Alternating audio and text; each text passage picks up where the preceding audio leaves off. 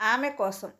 అమ్మా సీత, కాస్త కాఫీ పెట్టివ్వమ్మా అంటూ తన గదిలో నుండి వచ్చి హాల్లోని సోఫాలో కూర్చుంటూ అడిగింది కనకం. అలాగే అత్తయ్య గారు అంటూ వంటింటిలో నుంచి కాఫీ కప్పుతో బయటికి వస్తూ అన్నది సీత.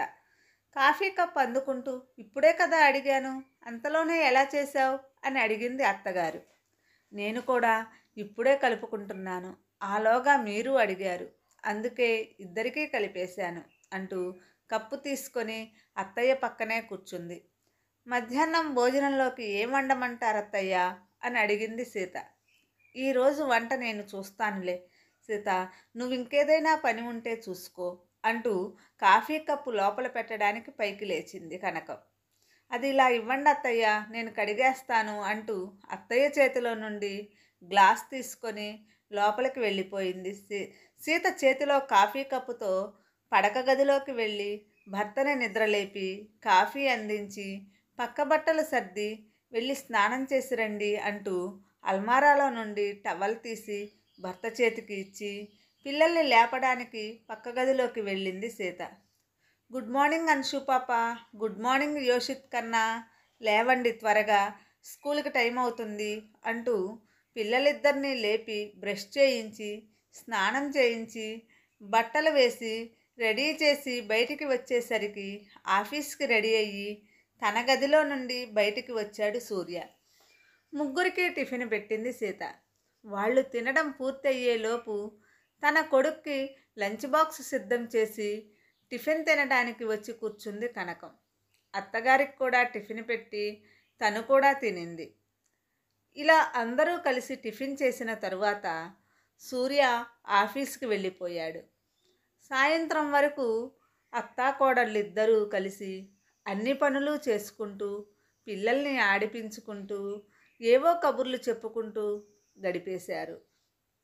సాయంత్రం పిల్లలకి స్నానం చేయించి తినడానికి ఏమైనా పెట్టి కొంచెం సేపు ఆటలు ఆడుకున్న తర్వాత కనకం పిల్లలిద్దరికీ తన చేత్తో గోరుముద్దలు తినిపించి తను కూడా తినేసి పిల్లలకి కథలు చెప్పి నిద్రపుచ్చి తను నిద్రపోయింది. సూర్య ఇంటికి వచ్చి స్నానం చేసి వచ్చేలోగా టేబుల్ మీద అన్నీ సిద్ధం చేసి భర్త రాగానే ఇద్దరూ కలిసి భోజనం చేశారు. భోజనం అయిన తర్వాత సీత అన్నీ సర్దుకొని గదిలోకి వెళ్ళిన సీత భర్త ఏదో ఆలోచిస్తుండటం గమనించింది. ఏంటండి, ఏదో ఆలోచిస్తున్నట్లున్నారు? మంచం మీద కూర్చున్న సూర్య సీత వైపు చూసి, సీత, నిన్నొక విషయం అడగాలి అన్నాడు. ఏంటండి అది అంటూ భర్త పక్కనే కూర్చుంది సీత. నీకు మా అమ్మ నచ్చిందా అని అడిగాడు. దానికి సీత చిన్నగా నవ్వి, నచ్చకుంటే ఏం చేస్తారేంటి అనంది. నిజం చెప్పు సీత, నచ్చిందా లేదా అని అడిగాడు. మీ అమ్మ నాకే కాదు ఎవరికైనా నచ్చుతారు, అయినా ఎందుకు అలా అడుగుతున్నారు అని అంది.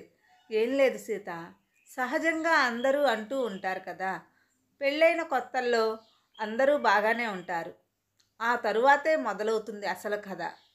పిల్లల విషయంలో అత్తాకోడళ్ళకి ఏవేవో మాట పట్టింపులు వస్తాయి.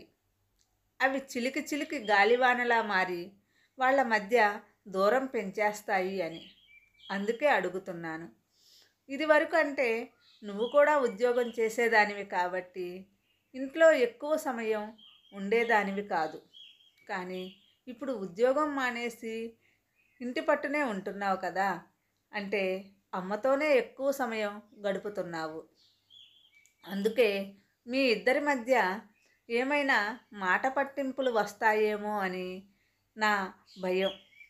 మా అమ్మ ఇప్పుడు బాగానే ఉన్నది, కానీ భవిష్యత్తులో కూడా ఇలానే ఉండదు కదా.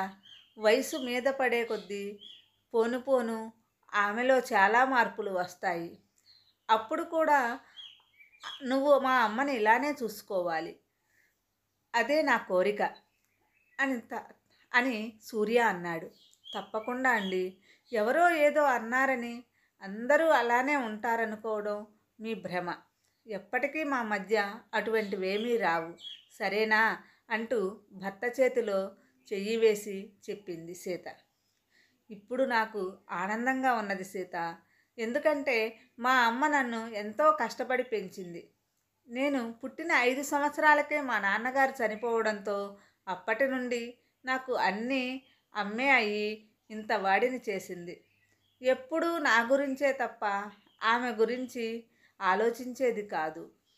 చిన్నతనంలో నేను ఏది అడిగినా కాదనకుండా కొనిచ్చే అమ్మ నాకు ఉద్యోగం వచ్చి ఇంత మంచి స్థాయిలో ఉన్నా కూడా ఇప్పటికీ ఆమె కోసం అంటూ నన్ను ఏదీ అడగదు. అటువంటి ఆమెకి నేను ఏమిచ్చి రుణం తీర్చుకోగలను? ఒక మంచి కొడుకుగా ఉంటూ ఆమెకు ఈ వయసులో ఏ లోటు రాకుండా చూసుకోవడంతో పాటు ఆమెను కన్న కూతురులా చూసుకునే మంచి కోడల్ని ఇవ్వడం తప్ప ఇంతకన్నా మించి ఇంకేమి ఇవ్వగలను ఆమె కోసం? నేను చేయగలిగేది ఏదీ లేదు అంటూ కన్న తల్లి కష్టాన్ని గుర్తు చేసుకొని బాధపడ్డాడు. మీరు అటువంటి భయాలేమీ పెట్టుకోకండి. మీరు అనుకున్న విధంగానే నేను మీ అమ్మగారికి ఒక మంచి కూతురులాగానే ఉంటాను. మీకోసం అంత చేసిన ఆమె కోసం మనం ఈ మాత్రం చేయలేమా అని ఖచ్చితంగా ఆమె కోసం నేను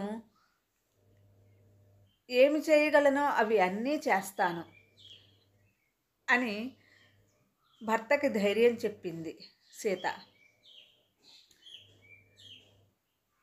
ఇలా మా ఛానల్లో వచ్చే ఈ మోటివేషనల్ కథలు నచ్చినట్లయితే సబ్స్క్రైబ్ చేసి మా ఛానల్ని సపోర్ట్ చేయండి, లైక్ చేయండి, మీ అభిప్రాయాన్ని కామెంట్ రూపంలో తెలియచేయండి.